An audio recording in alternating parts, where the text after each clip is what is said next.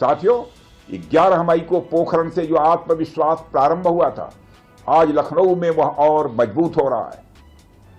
साथियों, अपनी बात समाप्त करने के पहले मैं कहना चाहता हूं, जिन भारत विरोधी और आतंकी संगठनों ने भारत माता के मस्तक पर हमला करके कई परिवारों के सिंदूर मिटाए थे, उन्हें भारतीय सेना ने ऑपरेशन सिंदूर के माध्यम से इंसाफ दिलाने का काम किया है।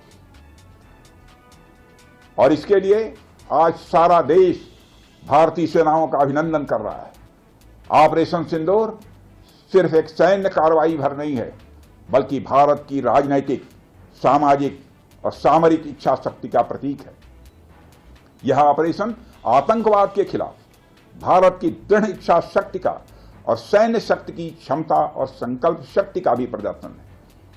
हमने दिखाया है, भारत आतंकवाद के खिलाफ जब भी कोई कार्रवाई करेगा तो आतंकवादियों और उनके आकाओं के लिए सरहद पार की जमीन भी सुरक्षित नहीं रहेगी। भारतीय सेनाओं ने ऑपरेशन सिंदूर को पाकिस्तान में मौजूद आतंकी ढांचा ढहाने के उद्देश्य से लॉन्च किया था। हमने उनके आम नागरिकों को कभी निशाना नहीं बनाया था, मगर पाकिस्तान ने न केवल भारत के नागरिक इलाकों को निशाना बनाया, बल्कि मंदिर, गुरुद्वारा, गिरजाघर पर भी हमले करने का प्रयास किया। भारतीय सेना ने शौर्य और पराक्रम के साथ साथ संयम का भी परिचय देते हुए पाकिस्तान के अन्य ठिकानों पर भी प्रहार करके करारा जवाब दिया है। हमने केवल सीमा से सटे सैन्य ठिकानों पर ही नहीं कार्रवाई की, बल्कि भारत की सेनाओं की धमक उस रावलपिंडी तक सुनी गई, जहां पाकिस्तानी फौज का हेडक्वार्टर मौजूद है।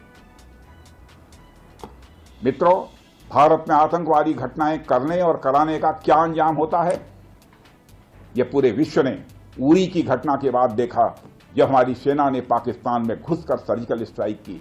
पुलवामा के बाद देखा, जब बालाकोट पर एयर स्ट्राइक की गई, और अब पहलगाम की घटना के बाद दुनिया देख रही है कि जब भारत ने पाकिस्तान के भीतर घुसकर मल्टीपल स्ट्राइक्स की हैं।